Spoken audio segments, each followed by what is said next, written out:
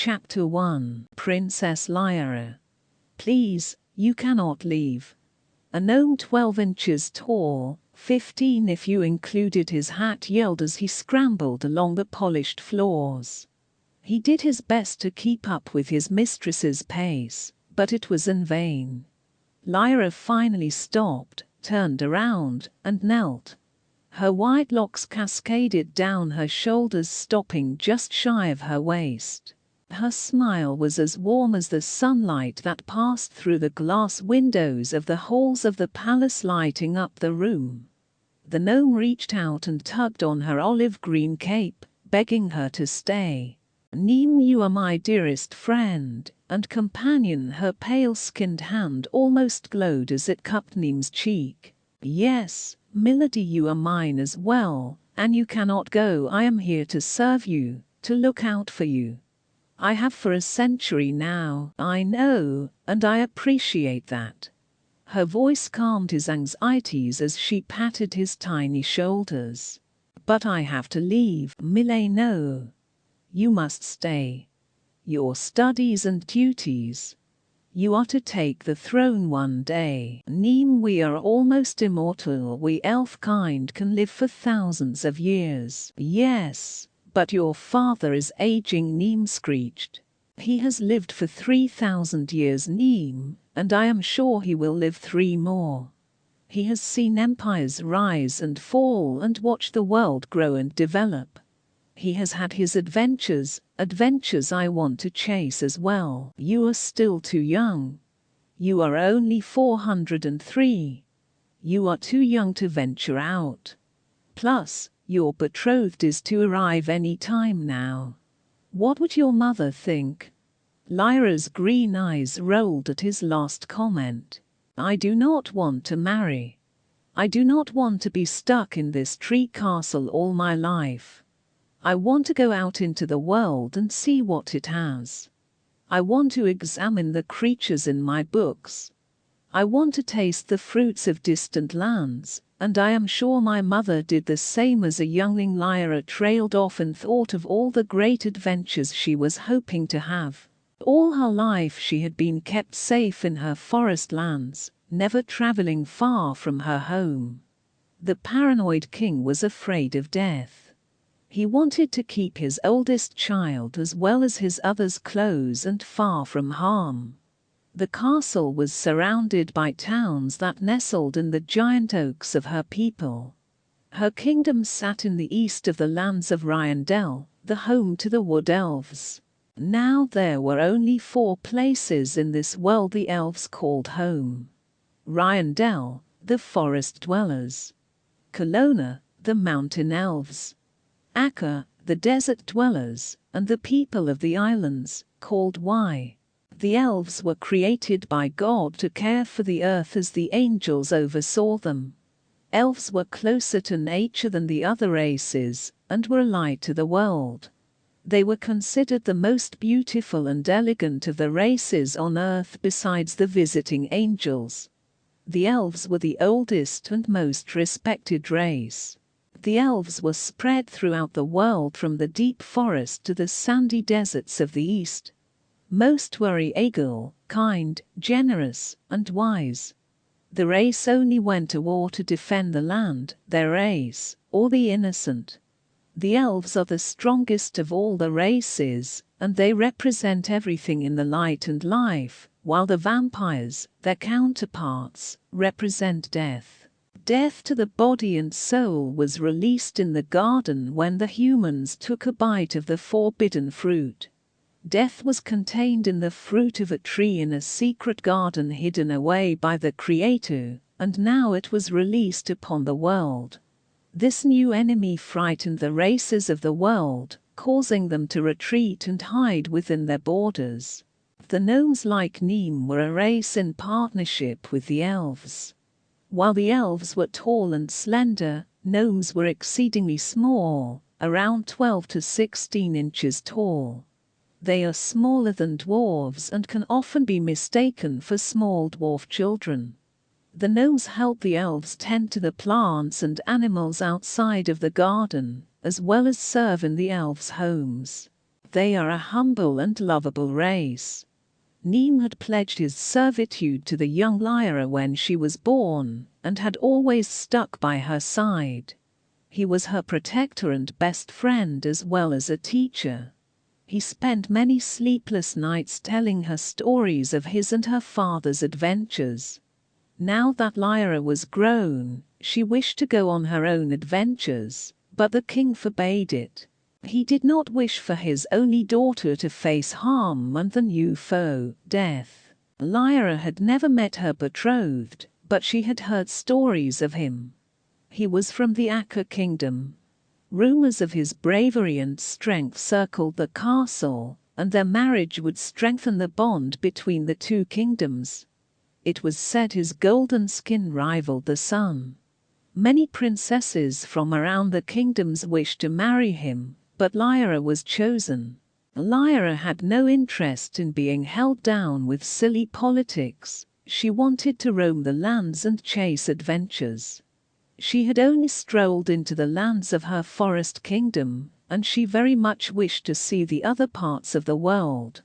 If she were to chase her dream, it had to be done soon. If she were married, Llyra would be tied to her husband and the duties of the kingdom, much like her own parents. That once shining light of adventure in their eyes had died, and only stress and duty remained. Her parents loved each other deeply, but she could tell they had regrets and unaccomplished dreams. Llyra packed a few of her things quickly into a large leather satchel before opening the window in her room. Without a heist, the princess slid down the massive oak tree limbs. It took her a while to reach the bottom, but once her feet landed on the grass, she sighed in relief. The happy feeling was soon cut short when she heard a thud right beside her. It was Neem. His head went into a rabbit hole beside her, and his tiny feet were kicking as he tried to free himself. Llyra rolled her eyes and reached down to pluck him from the hole. She sat him down and watched him brush the dirt away from his copper-colored skin. "Neem, what are you doing?" she asked, trying not to be annoyed. "You go, I go, princess. I am not leaving your side. The world is a dangerous place. Trust me, I know. I have seen it." He took his hat off and shook the dirt from it. His jet-black hair had tiny bits of dust and dirt from the fall, and Llyra could not help but brush it off. "Is that a white hair?" She pointed it out, teasing him. "Oh yes, and there are some here and here." He pointed to his beard and moustache. "You cause me great worry. I would not be able to sleep knowing I let you go out alone. I was there for your birth and swore to your mother to always look out for you." Neem fussed as he noticed tears in his royal uniform. The green and golden oak tree crest was a bit tattered due to his fall. "You didn't tell them, did you?" She gave Neem a worried look. "No, I should have. But I knew you would never forgive me if I did. Your parents will be so cross with me when they find out." He shoved his hat back on his head and grumbled.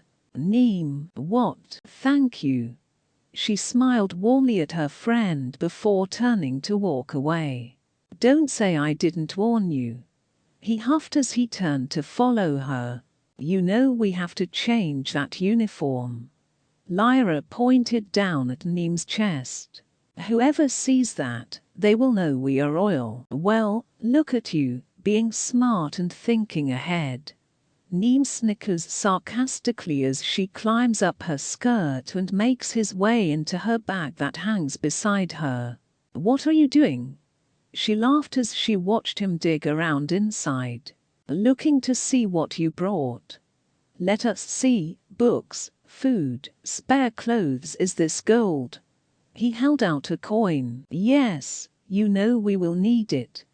Llyra kept walking forward along the path that led out of her kingdom through the forest. "What about thieves? Robbers? Pirates?"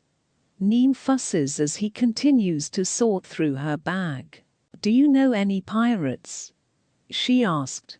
I do, and I do not like them. Neem pointed a small fat finger at her. Really, you never told me that story before. She chuckled as she noticed the fact he told him first before correcting himself. Because I do not like talking about it. Pirates are selfish scum only out for themselves, their money and adventure. Sounds personal. Were you friends with one? She asked, trying to get Neem to tell the story. I am not saying another word about it, except stay away from them. Neem spat on the ground and said a few chosen words in Gnomish. Why can't Jalian take the throne? She is old enough, or even Brem, he is a male. You know that the firstborn takes the throne, no matter the gender. Your sister is still in book training, and your youngest brother, well, is lacking in the smarts department. Neem huffed. I remember when you were born in our Hallow place. The oak tree is where we come to worship our Creator with life, birth and weddings. You were so small, and your ears were bigger than your head. Neem poked her ears. Elf ears were much like humans towards the bottom, but at the top, they were pointed at the end. Royal elves tended to have longer ears than the rest. I never understood why they gathered at that oak tree. I know trees are special, but why is that more hallowed than the rest? Llyra asked. Come now, Llyra, you know why. God created the first elf there. You know this, or have I not been teaching you anything? Neem fussed. I know. I just enjoy getting you flustered. Your brown cheeks turn red. She pinched one of his chubby cheeks as Neem pushed her hand away. Chapter 2. It took them at least 2 days to make it to the forest's edge. This part of the journey was the easiest due to the creatures and even plants being familiar with the elf princess. She had explored every part of this vast forest, and even made many friends throughout it. The danger would not start until she stepped foot from the edge of the forest into the plains. Do you even know where you are going? Neem asked as Llyra carried him in her arms. No, that is the fun of it, more like the stupidity of it. He snapped back. Are you going to be this grumpy the whole way? Maybe.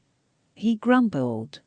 Llyra stopped abruptly and kept her gaze in front of her. Neem's head perked up as he glanced around. What? What is it? Are you heading back? He asked in hope. This is the farthest I have even gone. Just a few more steps and we are out of the forest and into the other lands of this world. We can go back, it is not too late. I could even fetch a stag for you to ride home on.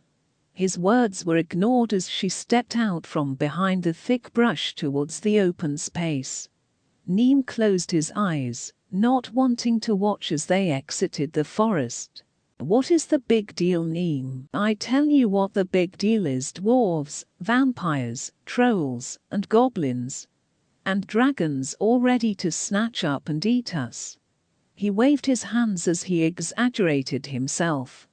Llyra smiled and ignored his movements as she began to walk into the tall thick grass before her. Neem gave up trying to convince her to turn around, and instead pulled out a map.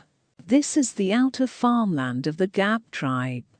They are a peaceful dwarf clan. Dwarves are friendly towards us. Open quote. See, not everyone is out to get us.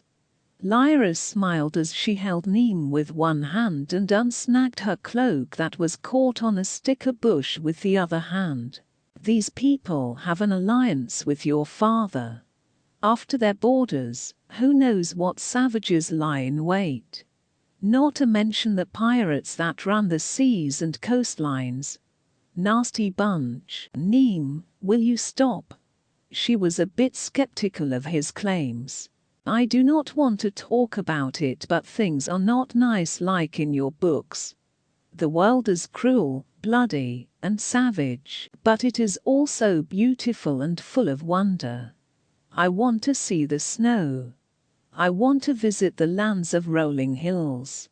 I want to swim in the ocean as well as meet other beings. Maybe even visit the other elven tribes. Llyra placed Neem on her shoulders as she made her way towards the rolling smoke up ahead. Don't say I didn't warn you when things get rough. The two walked onward for a good bit until they came upon a farmhouse. Children were playing and a dwarf woman was feeding chickens in the yard. Llyra smiled as she watched the small dwarf children laugh and play. A few male dwarves exited a barn and noticed Llyra. They waved out to her in a friendly manner. The woman glanced up to see Llyra and smiled warmly. She threw the rest of the feed on the ground and approached the two. Greetings. We have not seen your kind since last month.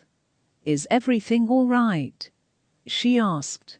Normally a few male elves patrol the outskirts, but you are the first lady we have seen.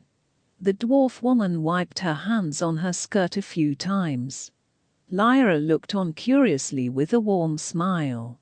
Hello, I am Llyra Prin, but Neem put a tiny hand on her mouth.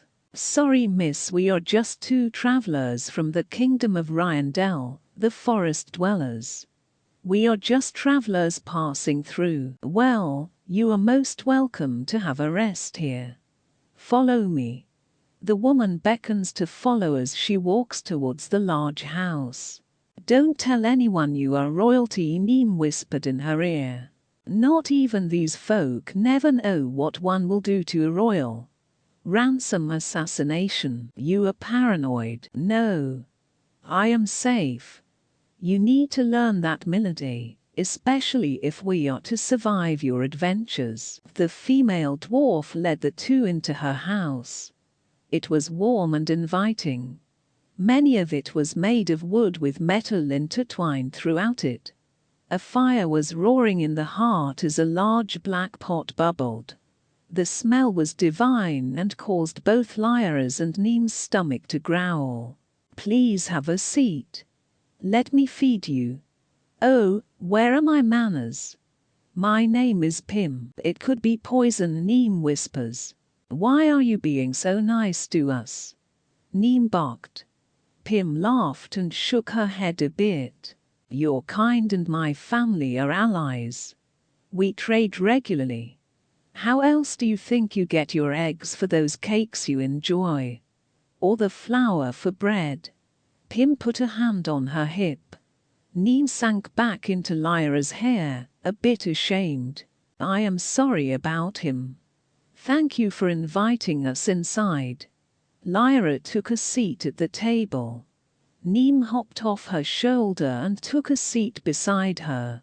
He was too short to reach the table, so Pim brought him a few books and a pillow to sit on. Vegetable stew. It has been cooking since dawn, so it should be well flavored.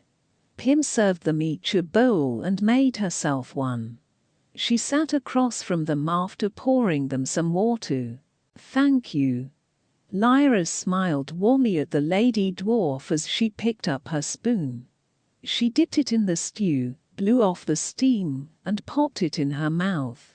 This is delicious. She smiled down at the grumpy gnome who was still suspicious. Thank you. It was my mother's recipe. Pim began to eat along with the princess.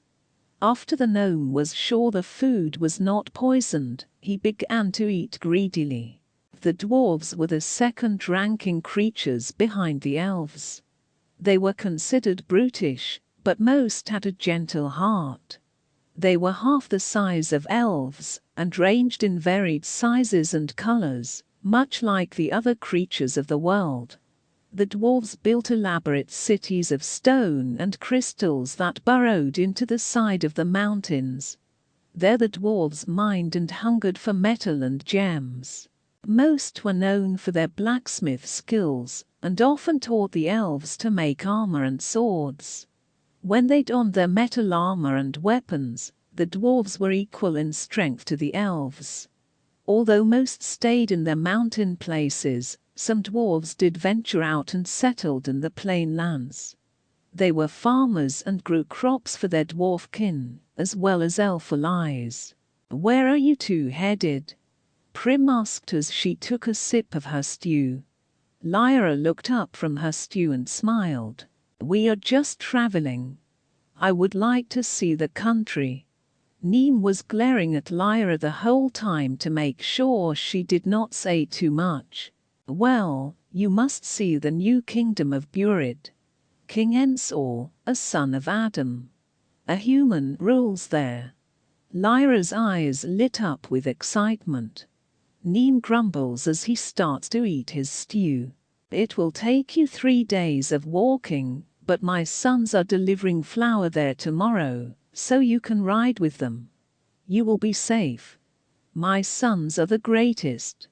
Prim spoke highly of them. "I would love to go." Lyra took another sip of her stew. "You can stay here tonight, and, in the morning, I will send you off with supplies." Prim gleamed. "Thank you so much. Let me pay you for your hospitality." Lyra went to dig in her bag, but Prim stopped her. "Heavens no. I want to bless you as my creator has blessed me." Chapter 3. Jassin from the Sand Kingdom of Akka rode his speckled color horse to the gates of the forest castle. The soldiers opened the large gate and allowed entrance to the cloaked prince. The male elf rode to the main door of the castle and dismounted his horse. Jassin then handed the reins to the servant with a smile. "Take good care of him." His blue eyes sparkled with kindness and warmth. The servant bowed and took the horse from Jassin to put him in the stable. Jassin was the son of Grad, the elven king of Akka. King Grad and King Orly, Lyra's father, were close friends growing up. The two fought side by side in the last war, and to join the two houses they decided to marry their children to each other. This would not only strengthen their alliance but their friendship as well.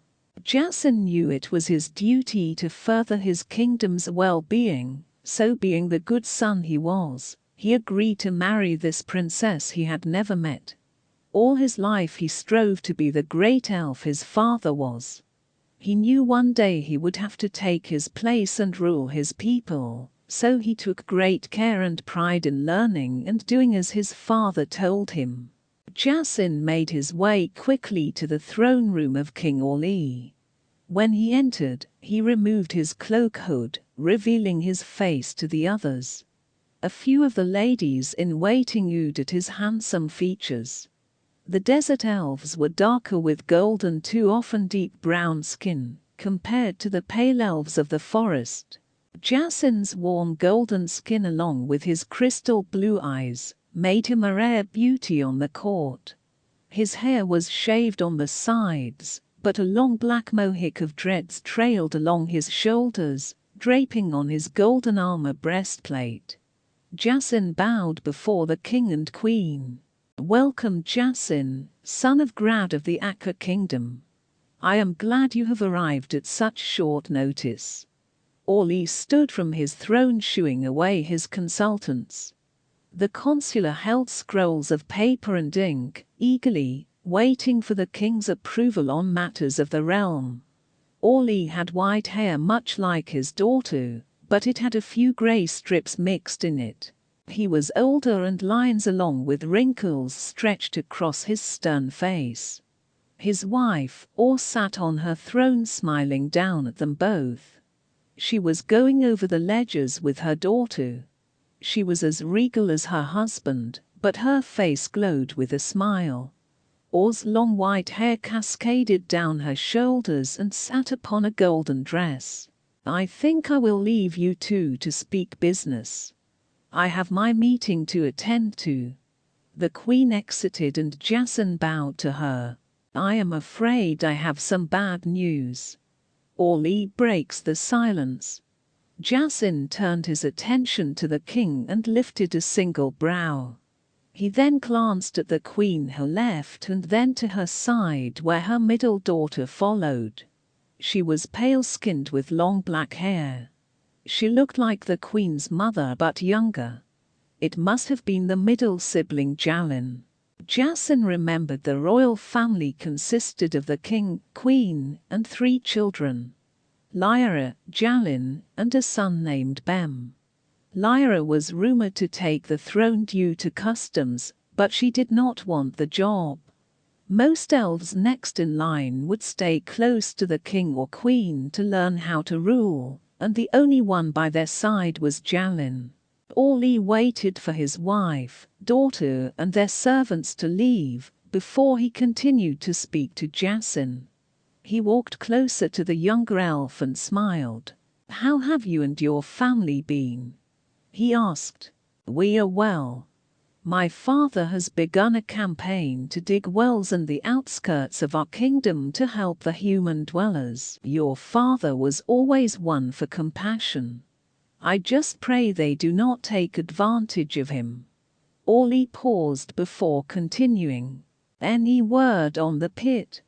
Does Saunders still reside in his prison or has he escaped?" Orly asks as the pit lies far beneath the desert kingdom, guarded by Jassin's family. Jassin's younger brothers were tasked with the assignment, while his older brother was next in line for the throne. Jassin was to marry Orly's daughter to strengthen the alliance between the forest elves and the desert dwellers. Before God created humans on the 6th day, he crafted the angels, the stars and the heavens, as well as those creatures upon the earth. Now a day to the Lord is as if 1,000 years, and 1,000 years a day. So, around the year 5500, he created elves, gnomes, and dwarves. Year 6040, the land-dwelling angel-like creatures began to build cities and cultures of their own, unique to each kind. Of course, eventually, disputes broke out and the first battles were fought across the lands. Each race disputed with each other, but it was the Great War that brought everyone into conflict. Zinder, or Hallow as he was known in heaven, opposed God's word. He wished to raise himself above his creator and to become God himself. For this sin, he was banished from heaven and tossed into second heaven among the stars. He soon set his sight on the earth that the Lord had created. If he could not get to God, he would corrupt what God held love for. While treaties were built and alliances formed on the earth, the separation between the good and evil of the world split because of Zinder, causing great division. It was said this was when half of the elves turned into vampires, 1/3 of gnomes turned into goblins, and 1/3 of the dwarves turned into trolls. The powerful dark dragon named Zinder the Insane, the fallen angel, gathered his army and laid waste to the lands and races throughout the world. High Elf Lord Orly of the Forest Folk as well as many others fought against them, but they too were outmatched.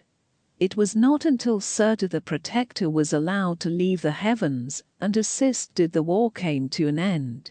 The white seraphim dragon was sent from the throne of God to deal with the chaos the fallen ones caused. A few other lower-class angels such as cherubim and archangels fought alongside the armies of light and drove Zinder to the center of the world.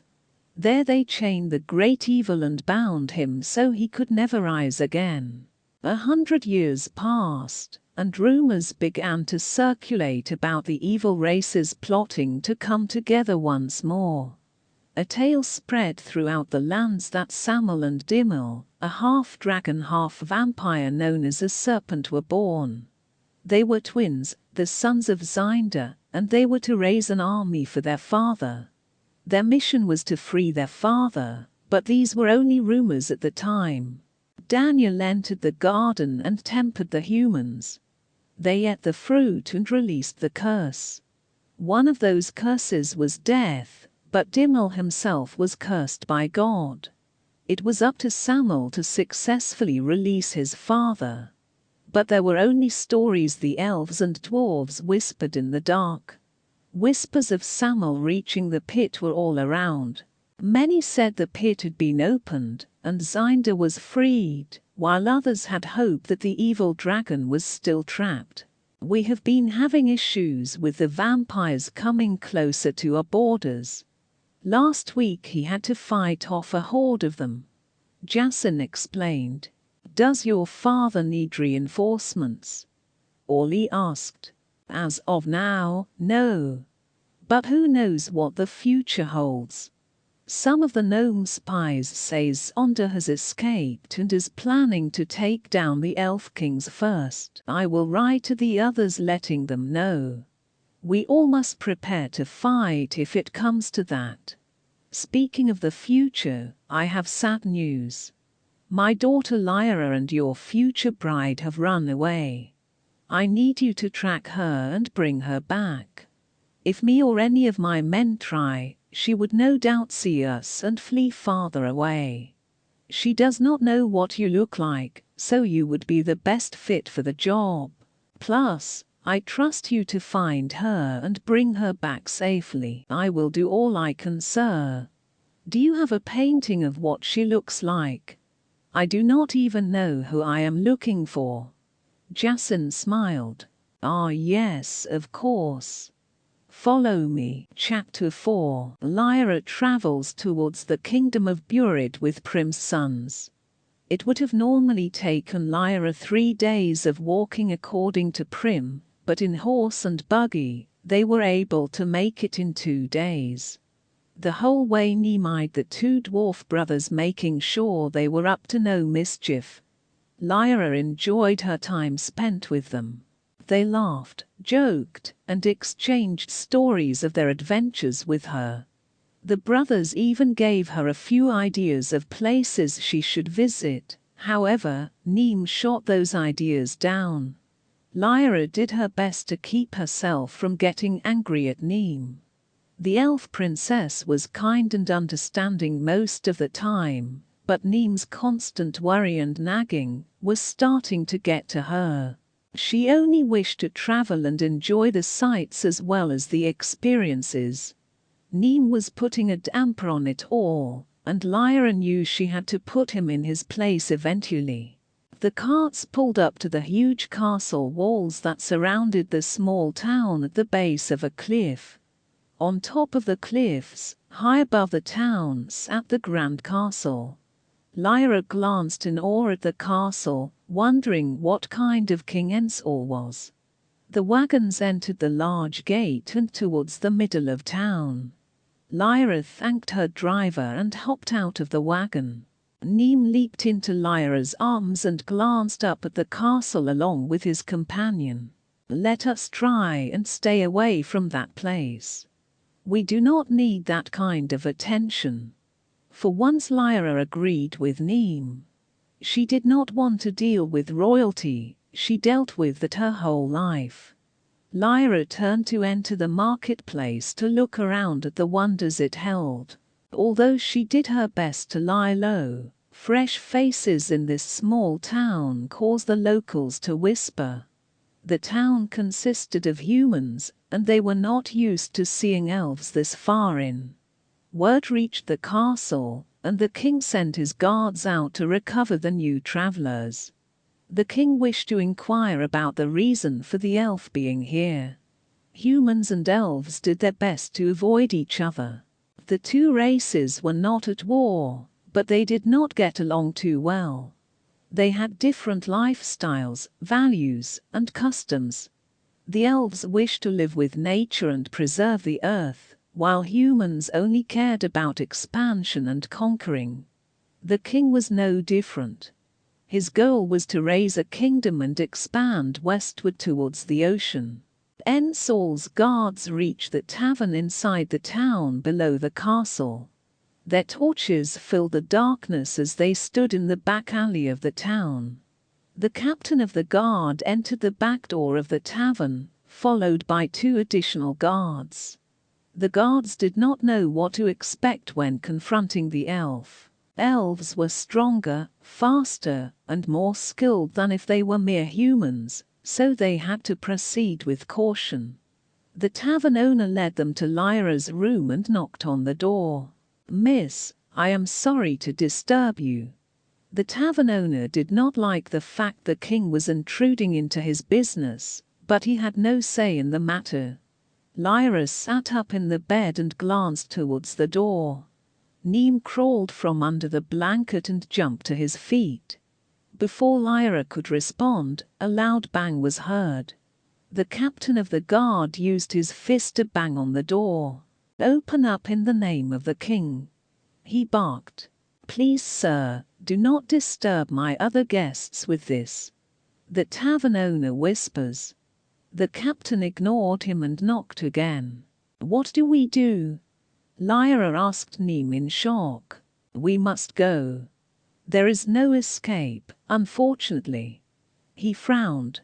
Before the captain knocked again, Llyra opened the door. Her beauty caused the captain to ease his rough demeanor. "How can I help you, good sir?"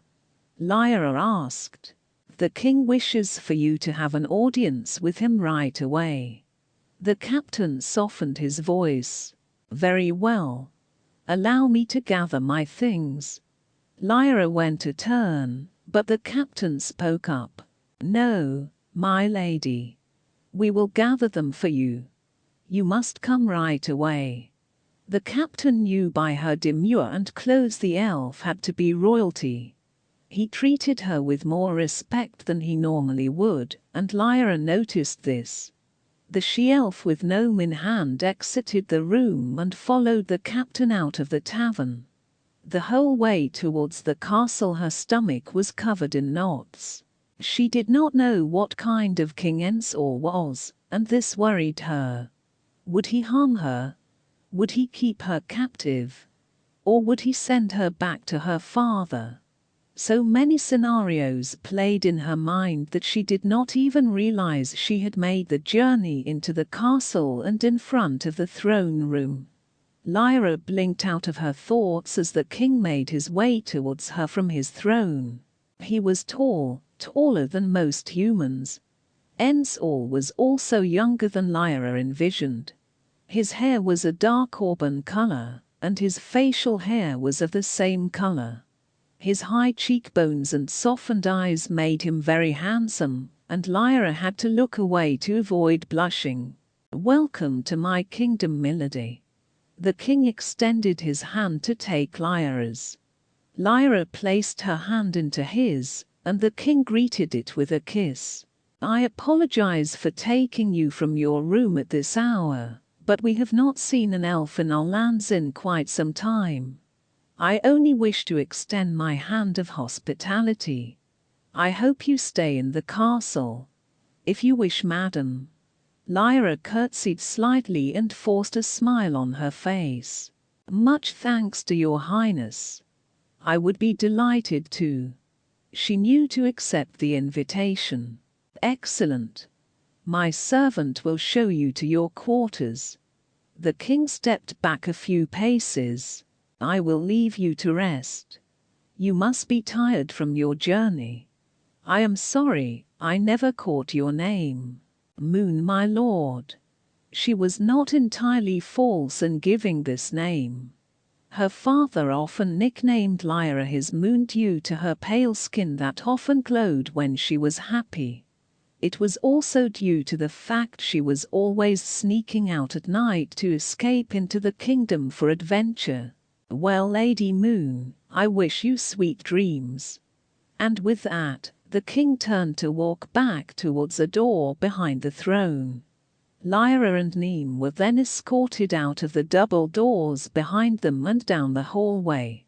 The female servant broke away from the guards and began to climb up a set of stone steps. Llyra followed slowly and left a good distance behind her. "This is bad." What if he holds you captive? Neem whispered. I know, Neem, but freaking out will not help us. Let us just get some sleep and figure this out tomorrow, okay?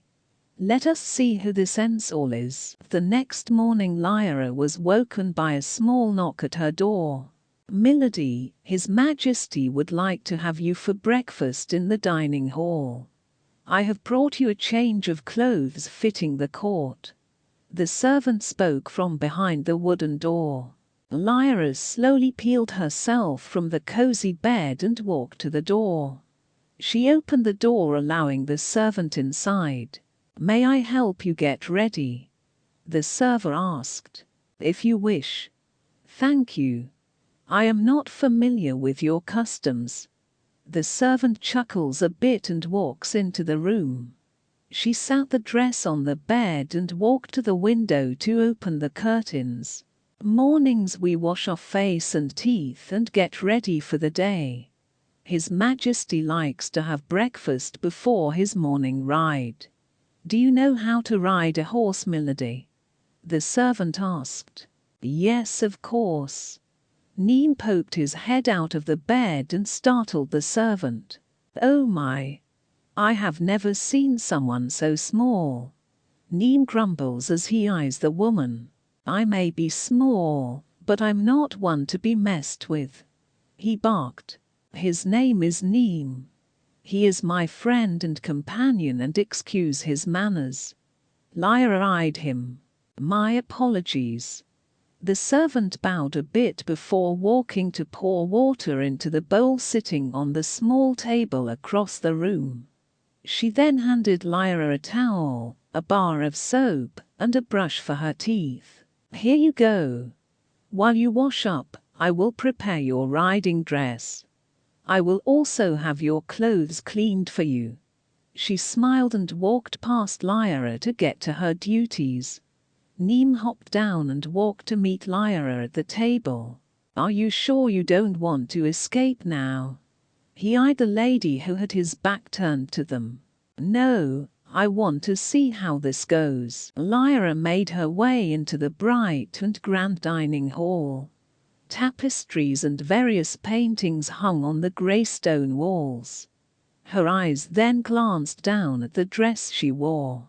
The dress covers her shoulders halfway and flows down into an elegant sweetheart neckline. It is a comfortable fit that removes the focus from her breasts, without making them look sloppy. Her arms have been covered to about her elbows. The sleeves start out loose and tighten towards the bottom, forming a perfect match with her skin color. The dress's waist is thin, but it is a tight fit. A small, elegant belt helps accentuate her waist without being too much. Below the waist, the dress widens and has a princess dress style. The dress reaches down, almost covering her feet, and is longer at the sides.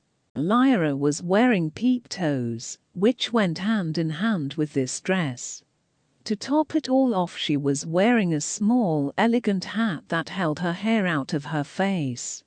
As she drew closer towards the large table, she noticed the king was already in his seat. Ensor stood up and waved to her to sit closer to him. Good morning, Moon. Here I have a seat beside me. His short-sleeved furred jacket covers him well above his waist, and is loosely tied with a belt at the center. The sleeves of his jacket are wide and reach down well above his wrists. They are decorated with several thread linings from top to bottom. The jacket has a deep, round neckline which reveals part of the luxurious shirt worn below it, and is worn with a dark leather belt, which is held together by a small belt buckle. The leather belt is partially decorative, but mostly a purposeful addition. His pants are simple and reaches down to his leather boots. The boots are made from rare leather, but are otherwise a common type. His golden crown was not too flashy and fitted his attire nicely. Lyra took a seat beside the king and watched the servants scramble. One servant pours drinks, Another servant places linen napkins on their laps, and another servant places a plate of food in front of them. Grapes, eggs, a few other strange fruits, as well as a slice of bread sat on the plate. The king thanked them, and the servants excused themselves to the back of the room. "I hope your sleep was restful." The king spoke as he took a sip of his drink before picking up a piece of bread. Lyra swiped a grape from her plate and nodded. "Yes, your majesty, your companion, does he not wish to join us?" The king asked about Neem. "Oh, he is not much of a morning person. He went back to sleep as soon as I left." She lied. Neem was going to snoop around the castle while Lyra and the king would be out. "Curious little creature." "What is he?" the king asked. "A gnome. He was there for my birth and has been by my side ever since. Loyal. I respect that." There was another long pause of silence as they ate their food. "I will be taking you riding today. I wish to show you my kingdom and hopefully get to know you and your kind better. I look forward to it, your majesty." Lyra smiled faintly towards the king before taking a sip of her drink. Chapter 5. The two made their way from the castle stables, through the town, and out the main gate. The son of Adam, King Elmor, began to show Lyra the land he ruled. He took her to the very top of the cliff and began to point out different things. "I am hoping by next spring to expand to the ocean." Elmor beamed at the statement. "It is quite a feat for me being only 500. He chuckled. "Humans live that long?" Lyra blurted out. "Oh yes. Our ancestor Adam is still alive, and he is 600. He explained. "Our blessings they have from a dragon that watches over the land." King Elmor dismounted his horse and helped Lyra down. The two took their horses' reins and began to walk along the path back towards the castle. He went into detail about his dragon friend. Dragons were said to be a class of angels sent to give wisdom to the world. In the beginning, all the seraphim dragons were of the light that surrounded and guarded the throne of God. Although one rebelled and caused a fall, the fallen ones caused 1/3 of the different classes of angels in heaven to rebel, as well as the darkness to slowly enter the world, creating vampires, trolls, and goblins. It was believed the evil dragon was gathering an army to storm heaven and conquer God and his throne. There were also rumors of another race being created in a garden at the top of the world, a race called humans, in which the Creator breathed his breath into it. That race was human. The other races were forbidden from going into the sacred place. These whispers reached Zinder, and his plans to send spies to infiltrate and infect grew. War was brewing once more as the other races were forming their armies to protect the garden from evil. 200 silent years passed before Dimmel, the son of Zinder, entered the garden. The two humans, Adam and Eve, were deceived by the serpent, causing the fall. The humans partook in eating the fruit, causing death and sin to enter the world. Not long after the two humans were banished from the garden out into the world, Dimmel was cursed to slither on his belly, eating the dust of the earth. Once the garden was sealed with a flaming cherub, the earth opened, and Zinder was freed along with death and sin. Death spread throughout the earth, causing a major disruption. Many did not understand what it was at first. Nothing had ever ceased to live, and now the wicked were able to steal life from the good. Zinder and Samuel were deadly foes, but this new foe called death was what caused great fear and anxiety to set in on the world. The races of light were afraid Zinder would destroy them all and burn the world. In fear, the elves retreated into their kingdoms, while the dwarves entered their majestic mountain halls and shut the world out. Only we, the humans, and the wicked creatures roamed the world. The few races of angels and dragons helped to protect us from Zinder's army, but now that he is released, war is brewing. I know who you are, he said sharply but kept her smile. Lyra's face dropped as she turned to face the king. Do not worry, I am not mad. I would have hidden my identity as well.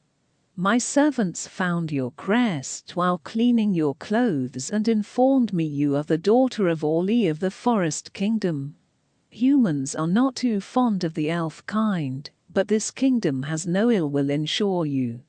I have. Why? Why do your kind not like my kind?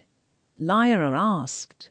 Oh, now that is an interesting story. Elmor began to tell Llyra the story of a male elf and the woman who fell in love with him. Their marriage would bring the two races together, but the elf would not stay true to the woman. His first love was the sea, and he left her before they were married. The woman died not long after that from grief. The sad story caused Llyra to shed a few tears. The she-elf felt guilty because she was running away from her betrothed. The only difference was that two had never met face to face, so there was no love to grieve over. Llyra would not mind falling in love with the one she was to marry, but she feared being caged. The two reached the castle stables, and King Elmor escorted Llyra back inside the castle. I do not wish to hold you captive, but I would like to give you a choice. I have written to your father asking for your hand in marriage. I know I should ask you first, but I did want him to know you were safe here, he explained. Llyra stopped walking and stood there, frozen. I'm sorry, did I upset you? The king turned to face her. Llyra stood there silently. I am sorry. I do not wish to upset you. If I have overstepped or offended you, I apologize. No, I am flattered at the proposal, and you are indeed a noble and kind king. It is just I am already betrothed, she confessed. Oh. The king raised a brow, a bit shocked at the current information. I am set to marry a prince elf from the desert kingdom. My father and the king of that land are friends and set up the marriage, and I am guessing you do not want this. Elmor asked. I want to make my father happy, but I wish more for my own happiness, she continued. I want to see this world and meet all the different races who dwell in it. I yearn for adventure and to live a life outside of stone and wood. I see. The king glances away from her, a bit disappointed. He had a few choices. He could keep her in the castle until he heard word from her father, or he could let her leave. Elmor was indeed noble and could not hold her against her wishes. If you wish to leave, I will allow you to. Just do me the kindness of staying a week. So, you can rest, replenish your supplies, and that I may know more about your kind. It was like a weight was lifted off her shoulders. Chapter 6. A week had passed and Jassin had just made his way into the town under the castle belonging to King Elmor. He was tasked with finding Llyra and bringing her back to her father. The reason he was sent was because Llyra did not know what Jassin looked like. The element of support was in his favor, but not the timing. Arriving at the castle doors, Jassin entered the main hall and towards the dining hall. The guards escorted him in quickly to meet with the king. The duty-bound prince was eager to retrieve the princess and be on his way back to the Forest Kingdom. Jassin did not like the idea that he had to travel through the land to fetch the king's daughter, his future bride. It was quite childish and to Jassin quite pointless. If this Lyra did not want the throne nor marriage, who was he to push himself onto her? He understood King Orly's reasoning for sending him, and he did what he was told without asking, but it all felt a little over-dramatic and not very becoming of a future leader of a kingdom. To him, a better match would have been Jassin. She had better sense than Llyra. Jassin's thoughts were interrupted by King Elmor approaching him quickly. "Prince Jassin, I am sorry to tell you that you just missed her. I tried my best to keep her as long as I could, but her attention span is that of a dormouse." The king chuckled. Jassin kept a stern face and did his best to show the king respect, but he was utterly annoyed beyond comprehension. "No disrespect to your majesty, but the instructions were clear.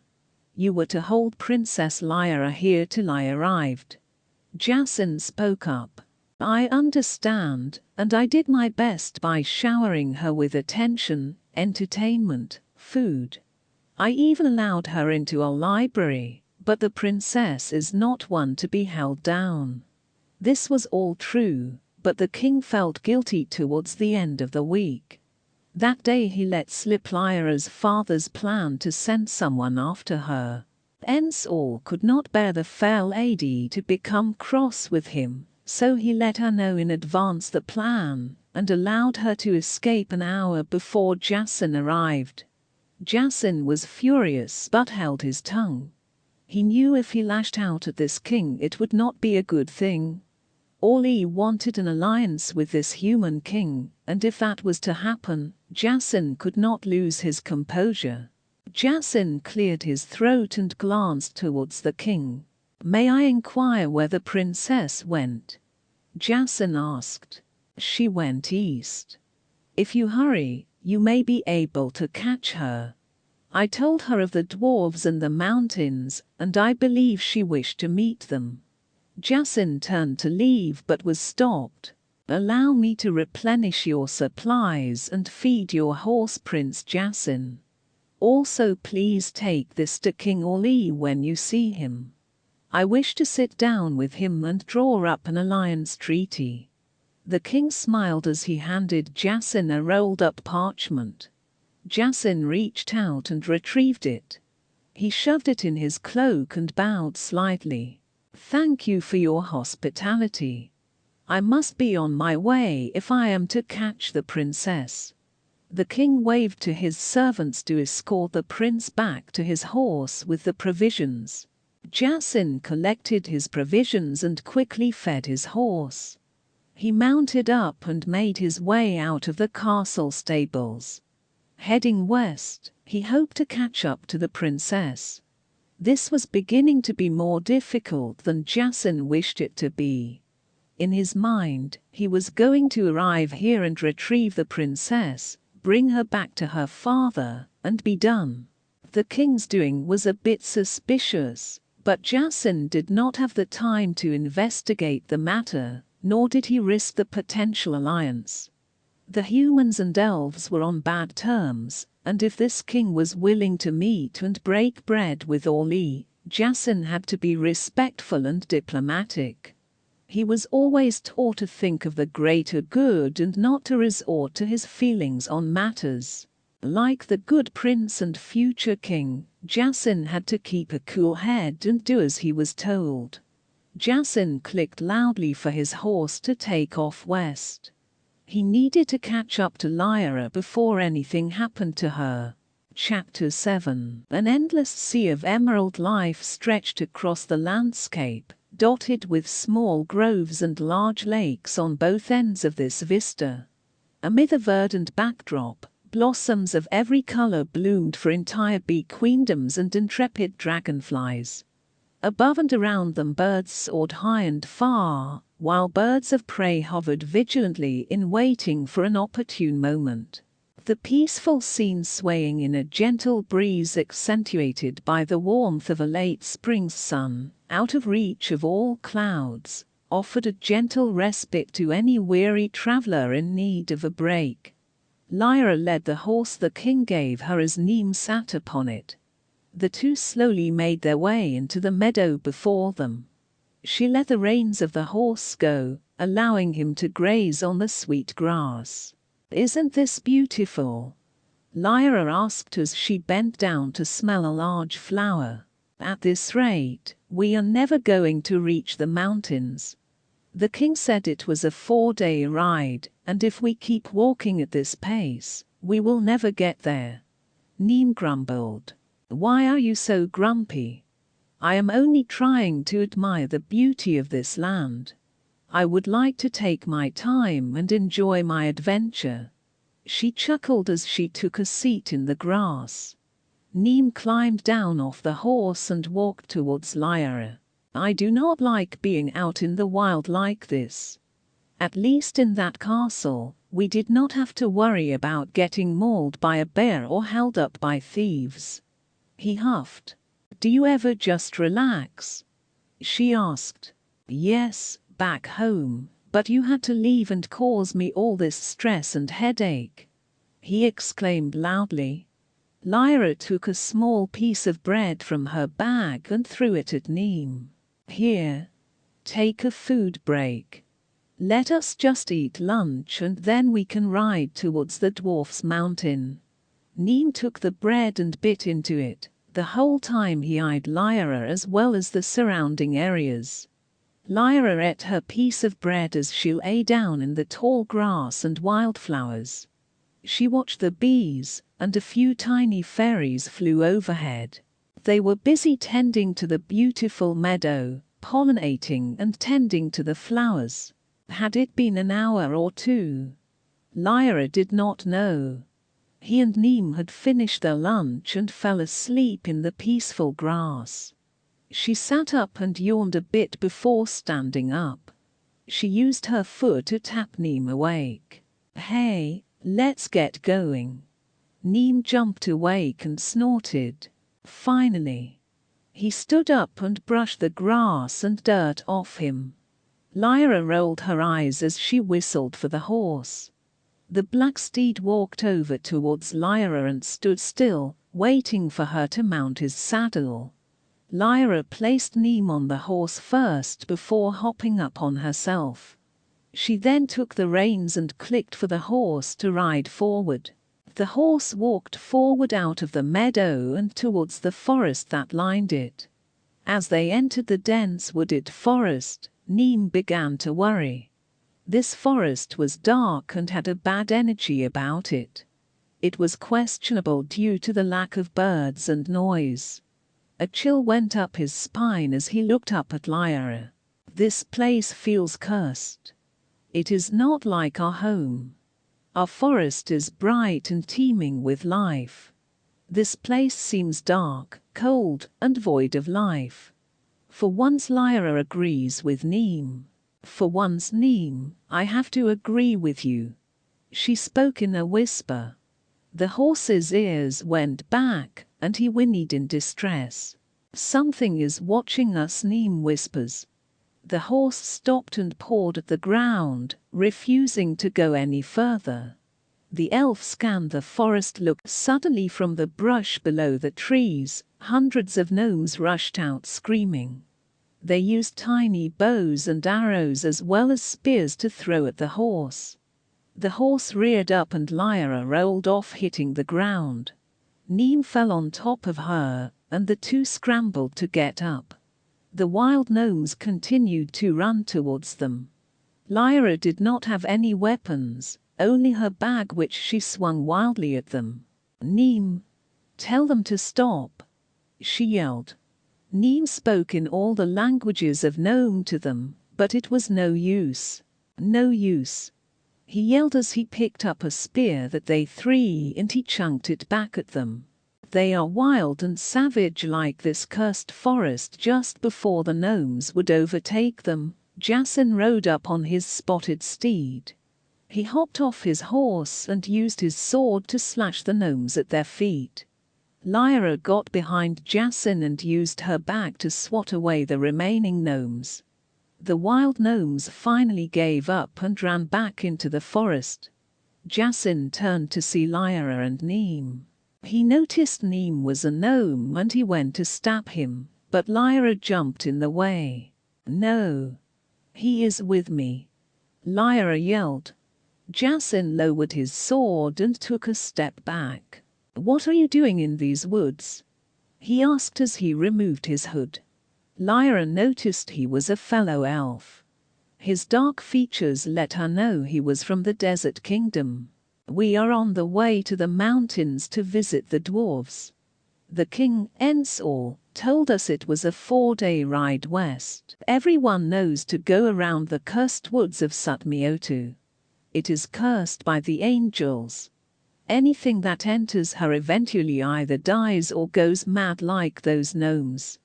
Jassin replaced his sword in its sheath as he reached out for his horse's rein. "Let's get your horse and get out of here."